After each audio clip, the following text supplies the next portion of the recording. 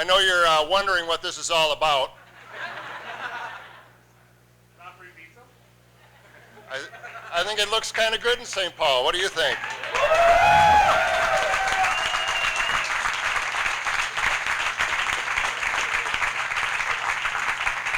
This is a little bit rainy, but a very exciting day in the city of St. Paul, and this is a culmination of a lot of conversations, a lot of discussions, but at this point I'd like to turn it over to Dr. McGuire because I think he has a little announcement. Thank you.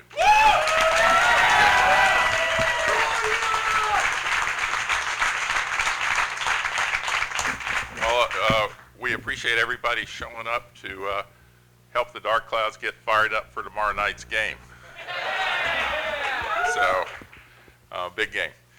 Thank you all for being here, and I am here and very pleased on behalf of the ownership group and the fans of Minnesota United to announce that we have decided and concluded all we need to be moving ahead on this beautiful site out the window in the midway of St. Paul to construct a new 19,000 or so seat what we believe to be an iconic soccer stadium for the Major League Soccer of the future.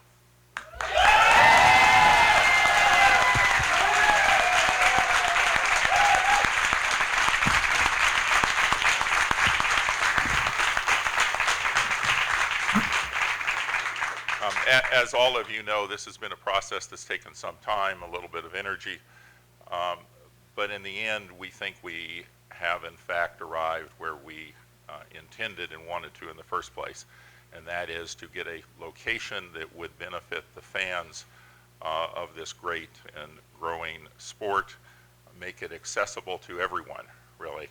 And here at the heart of the Twin Cities, and working together with the city of St. Paul and a lot of other people, we are quite excited that we have in fact accomplished that on this super block, and I think you'll hear more about that as well.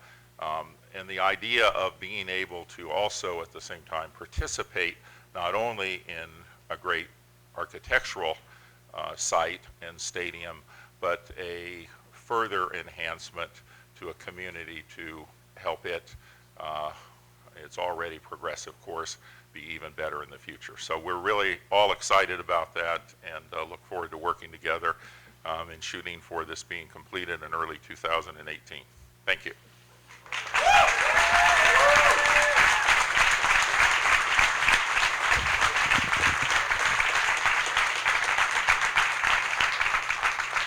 Well, first of all, I just want to really extend my personal thanks to Dr. McGuire for his leadership to bring soccer to Minnesota, Major League Soccer. This is a very exciting opportunity to bring the world's game to the state of Minnesota. You know, the excitement around soccer in cities like Portland and Seattle and Kansas City, really across the country. I will guarantee you there will be no better place for soccer than the Twin Cities than on this site, and we're very excited for that opportunity. So thank you, Dr. McGuire. Thank you for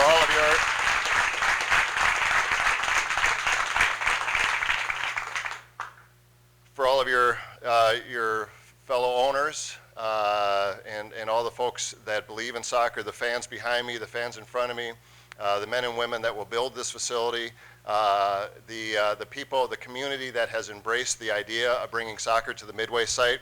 There's a reason why this area is called the Midway. It is the epicenter of the Twin Cities. So while this is an exciting day for the city of St. Paul, this is an exciting day for the region. It's an exciting day for the state of Minnesota. It's an exciting day for all the soccer fans. And I'm looking at Buzz Lagos here, talk about, you know, Mr. Soccer in the state of Minnesota. I'm not sure that you ever thought this day would come, but we're pretty excited about it. We have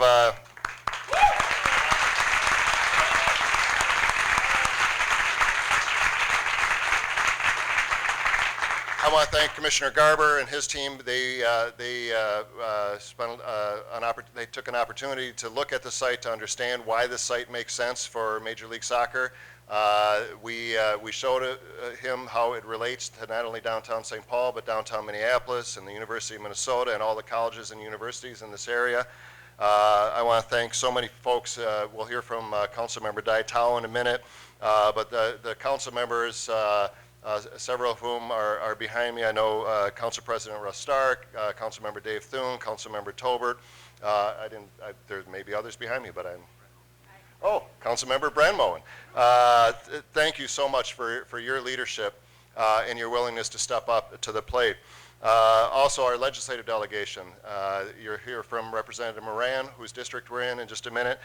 She has been absolutely steadfast in her support of this concept, understands how this project can really reinvigorate the Midway shopping area here, how it can take advantage, and I think this is a critical piece, how this site takes advantage of the infrastructure that we have put in place in the Green Line and the soon-to-be completed bus rapid transit line on Snelling Avenue, that this really becomes an absolutely ideal location for soccer in this region.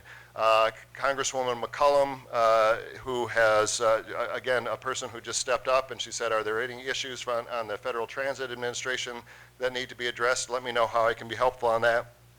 Governor Dayton, who has expressed absolute support for this project and excitement. Matt Kramer in the Chamber of Commerce, really just incredible leadership. I see Chris Hilger from Securian, Doug Baker from Ecolab, Richard Davis from U.S. Bank, all stepped up and advocated on behalf of getting this project done on the Midway site. And of course my staff, too many to mention all of them by name, but my Deputy Mayor, Kristen Beckman, my Finance Director, Todd Hurley, so many of my department directors, Ricardo Cervantes, who actually came in and explained how crazy soccer is to my staff, and they said, "No, you don't get what these fans are like.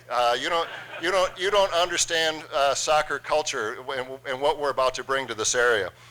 So it's very exciting, folks. This is soccer is the world's game. It belongs in the state of Minnesota. It belongs in the Twin Cities, and it belongs on the Midway site, and we are so thrilled that it is coming here. And with that, I'd like to turn it over to Councilmember Dietau, whose ward we're in.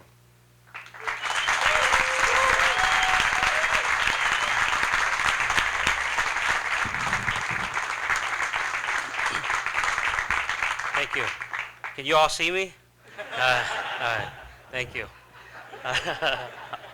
Wow. You know, this isn't a far-fetched dream anymore. You know, in the beginning I was a little bit doubtful, but today I'm filled with excitement. And the thought of roaring soccer fans, bustling businesses up and down the Green Line, a stadium lobby filled with conference trophy and MLS Cup brings a smile to my face.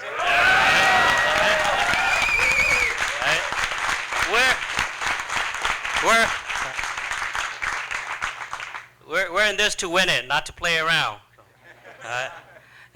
And because of this, I think I'm gonna get back into shape and start old man soccer league, so I could play in the stadium. You know, I want to thank Mayor Chris Coleman for your hard work and persistence. I'm so glad that you didn't give up. I also want to thank Mr. McGuire and the MLS for partnering with the City of St. Paul. Just like the Saint in Minnesota, wow, I know that you'll like it here. I also want to thank Ramsey County Commissioners for their support. Thank you to my fellow council members, my fellow St. Paul Port Authority Commissioners, and our Council President Ross Stark for their continued support. I also want to give a big thank to Councilmember Chris Tolbert, who's been involved in helping me from the beginning of this. I really appreciate your inclusiveness and your clarity on this opportunity. So, I grew up playing soccer in the refugee camps, and I played all the way through to high school. And so this is such an honor for me to play a role in this development. And I also want to thank the people of Ward 1 for allowing me to serve you. To have an MLS stadium built right here in the Midway in Ward 1 in St. Paul for soccer fans all over the state to support, it's a testament that we are truly living an incredible time and have an incredible opportunity to improve the quality of life in this area. In the game of soccer, the margin for error, it's a few inches. or a split second could determine if you're a winner or a loser. When the clock strikes 0, we could never replay that championship game again. With that said, it is exciting to see soccer development through the lens of economic catalysts. But it's also strategic to use this as a catalyst to bring different communities and culture across the state to come together and to build each other's dream in this area. We all know that data has shown that there's a huge economic gap in St. Paul. Many of the people in the statistic are from Ward 1. The people of Ward 1, the people of St. Paul are hardworking and creative. They are unions workers who want to retain their jobs after the development. They are determined people who want good paying jobs and opportunity to build a stable life. Now, I also understand that there are some folks that are against building a tax-exempt stadium on a plot of land that's always been tax-exempt. To you, I want to let you know that I hear your concern, and I appreciate your thoughtful pushback. We may not always agree with each other, but we can always agree that our quality of life depends on the quality of life of our neighbors. This is one of those opportunities where we have a chance to reduce the economic gap, the housing gap, and create a vibrant destination we could be proud of. It might be easy to forget because of all the excitement, but there's still a lot of work ahead of us. And so I encourage community leaders and community members to be part of the Community Advisory Committee. And to all the development partners and state officials, great moment in history come at great opportunity. And what we have before us is an opportunity that will define the history of this region and the thousands of people who will work, live, and play here. Let's get this done. Thank you.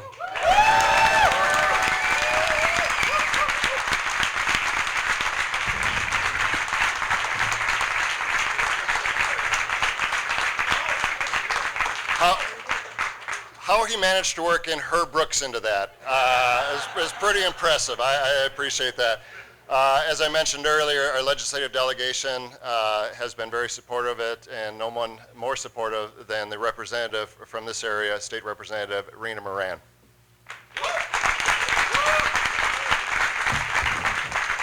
Thank you. And I too want to thank Mayor Coleman for his dedication and position and push and never ever giving up the opportunity to make this a reality today. I am excited. I am excited that Dr. McGuire and the Major League Soccer have chosen this location for this new home. As you can see when you came here today, that this area has tremendous potential. With the green line going in and construction up and down University Avenue, now is the right time to bring this stadium here. I believe that soccer will bring economic development to this part of the district that is needed for our community. And like Councilmember Dital, I know all are not supportive of this initiative, that some have fear of what that means and what that looks like for a community and the businesses in this district. But as you know, that this land has been barren for over, I believe, 25 years. It has been tax exempt. With this stadium, economic development will happen. And I make a promise and commitment as a state legislator to work with the people in the community, to hear your concern, to invite you into this process and this planning process so that your voice is heard, so that it represents your values also. I know personally for myself that I am looking forward to talking to my colleagues at the state legislature about the importance of this project to the city and to the state, and I welcome you all to, at any time, as you work to create jobs, as we work to ensure that our young people are engaged in this process some type of way, that they are benefiting from this development, that we see the bigger goal, and that is uplifting the Midway district, uplifting the families and the communities in this district, and I am really, really excited about this possibility. Thank you.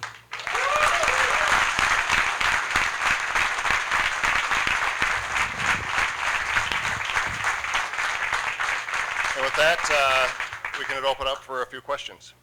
What's different today from yesterday? It's raining today. Yes. Yesterday was gorgeous.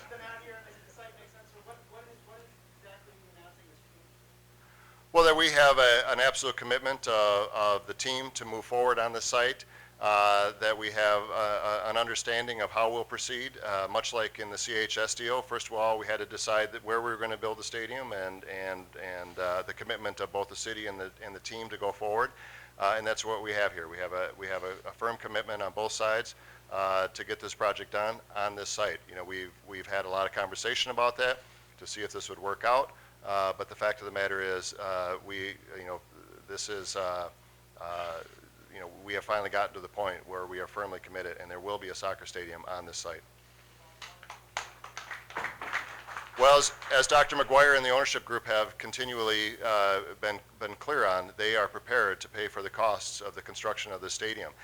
That has not been done on any other project in this region. Quite frankly, it's only been done a couple of other times that I'm aware of in the country, if even that.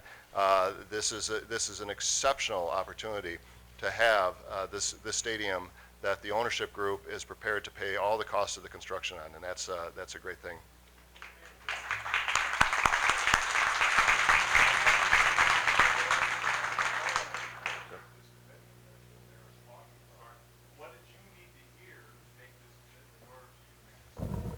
Question is, what did we need to hear from the mayor and the community to make this commitment? I think we needed to hear from the mayor and the community that they, in fact, believed in this opportunity, not just soccer, but the whole development, redevelopment of the area, and we're committed to working as a partner with us to make that happen. I think we are very fortunate, I'm very fortunate to represent a number of people who you know publicly, Polad family, Glenn Taylor, Binger family, others that you have not perhaps heard from yet, who are invested in this and are invested in the community, and that's an important part of it. We also needed to understand that this site, which is something that in this very room I set 3 years ago at meetings and talked about, could this site be made available for a soccer facility, and at the time the answer was no. But that has moved. We have moved on together as we've seen the evolution and the growth of professional soccer in the state through the team. Over these past several years, we've also been fortunate to now come together at a time when the facility, the site, is potentially available. We have a great partner in the city of St. Paul and various legislative folks who want to make this happen, and then in the community. So those are the things.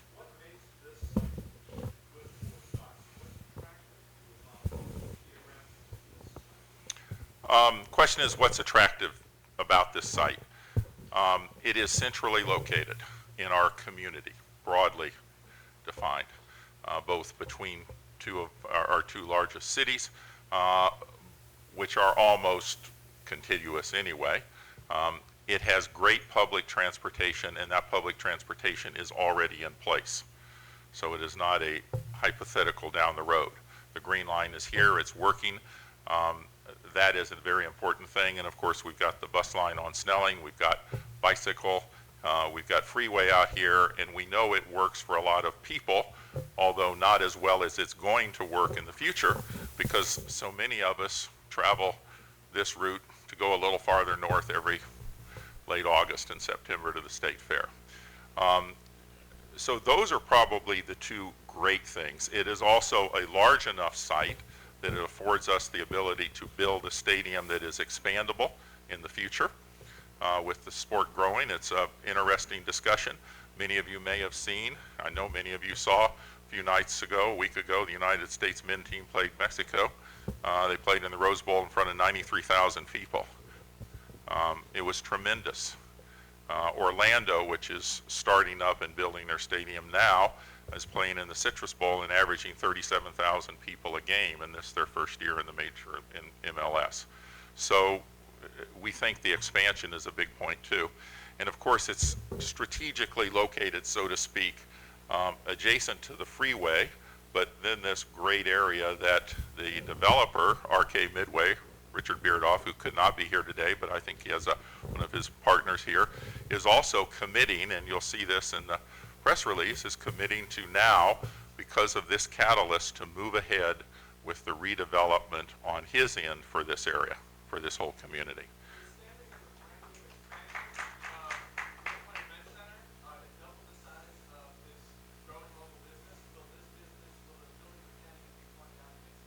That's Richard Beardoff's process. We don't own the land. We're not in the development, so I can't speak to him.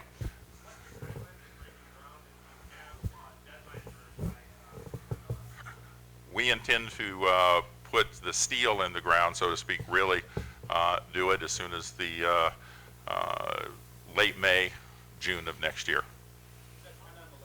That's right after the legislature finishes its session. And that's about how long it's going to take us to get our construction diagram, various things done.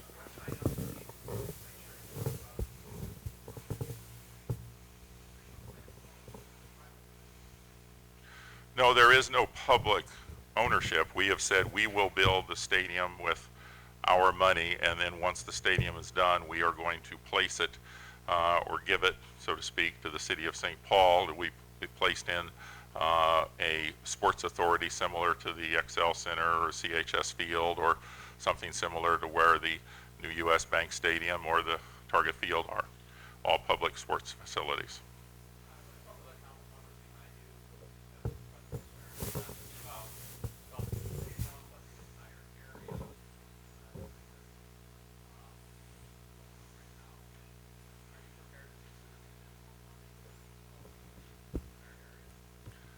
Right now, our plans call for us to focus on the some almost $250 million that it will take to bring the MLS franchise and build a new stadium here. That's our focus.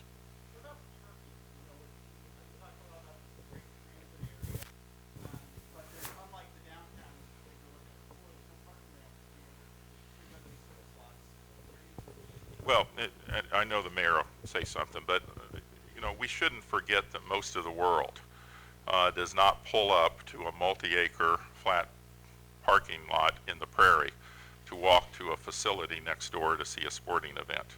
And in fact, in America, if you go, one of the cities that we compare ourselves a lot with, sometimes with envy, is Portland. 70-some% of the people are going in public transportation. There is no adjacent parking. Most people are not afraid to walk a little bit. We will have additional parking in this area.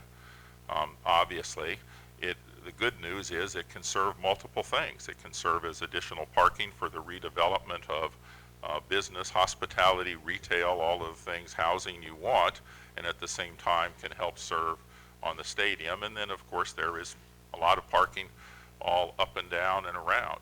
And there is great public transportation. And none of us should lose sight of the fact that the future of our country is no different than what is already happening around the world. Highly dependent on mass transit and various public transportation. So we think that'll get done. Mayor? Let me just say a couple of things. First of all, I really believe that we can achieve at least 50% of the folks coming to this facility either taking the Green Line, taking the A Line, biking, walking, if you add shuttles from O'Gara's or other various places. I know Danny's pretty excited about this opportunity himself, but we think that we can achieve that very easily.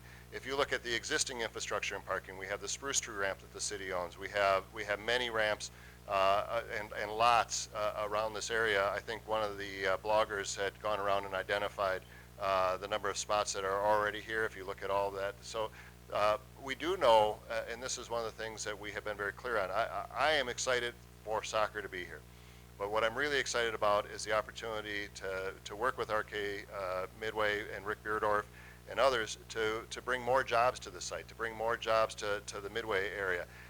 And those companies, those businesses, and we've talked with some of them already that have expressed an interest, they will need some additional parking as a part of that. And then if that happens, those spaces will be available for the businesses during the day and for the games at night. So as part of the overall redevelopment of this area, there will be ample parking but most importantly, ample opportunities to get here through transit and other means.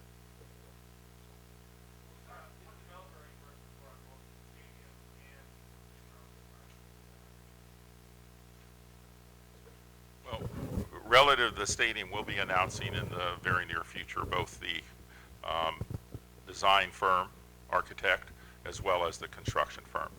And the land upon which we stand and the 25 acres in addition to the 10-acre so-called bus barn site is all owned by RK Midway, Richard Beardoff. He's owned it for 25 years. United Properties is an independent party out there that is interested and has expressed, like others, interest in helping the development because they see the big opportunity here. No, they are not involved in the stadium. Right?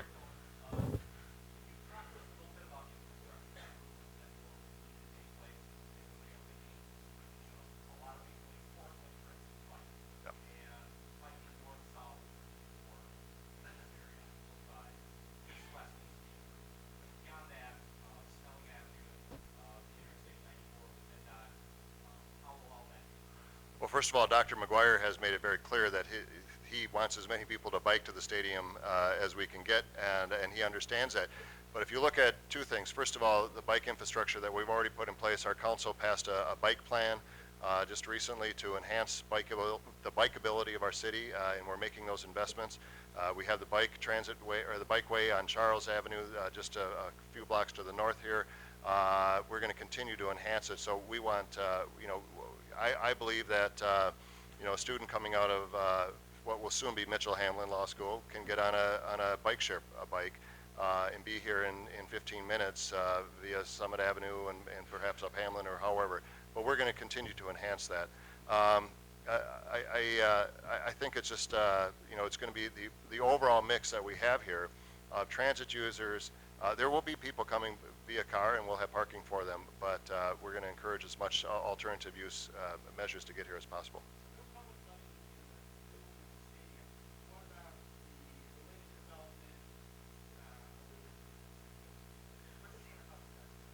Well, first of all, remember that we had a study that was done here over 4 years ago as we were anticipating the development of the light rail line that gave us a sense of what it would take to get the Midway Shopping Center redeveloped to its full potential.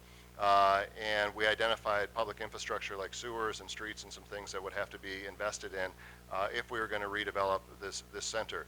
Our commitment, and we don't have a figure on it, that's something that we're going to have to work through, and I do want to stress a very, very, very important part of this whole process will be the community voices that will be participating in helping us get this right and helping this become a real asset for our community. But once we've kind of laid it all out, worked with whoever might potentially be a tenant in a new building on the site, we'll have a better sense of what those costs are going to be. But we've also been clear, our commitment is to do those improvements that would have been done regardless of whether the stadium was coming to the site or not.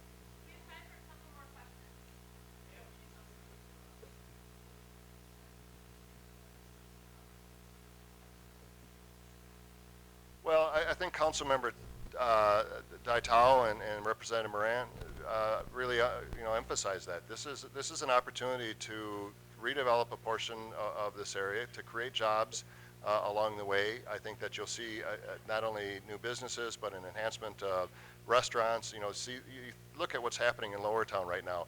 It's not exclusively because of CHS Field, but CHS Field has accelerated that growth and that excitement, the vitality. That's happening down there, and we're going to see that. Those are jobs. Those are jobs for people in this neighborhood. The construction jobs associated with not only the construction of the stadium. I was just out at the pipe fitters' new hall, training hall facility. The people that are in those training programs in all the different trades that will be working on the site someday. And we're reaching out. I know Representative Moran was at that open house as well, and looking at how do we get people in this community into the trades. All of those things get connected, but the first thing that has to happen is you have to have jobs for folks, and then and make sure they're trained and ready to go. Jane, did you have a? 3 words.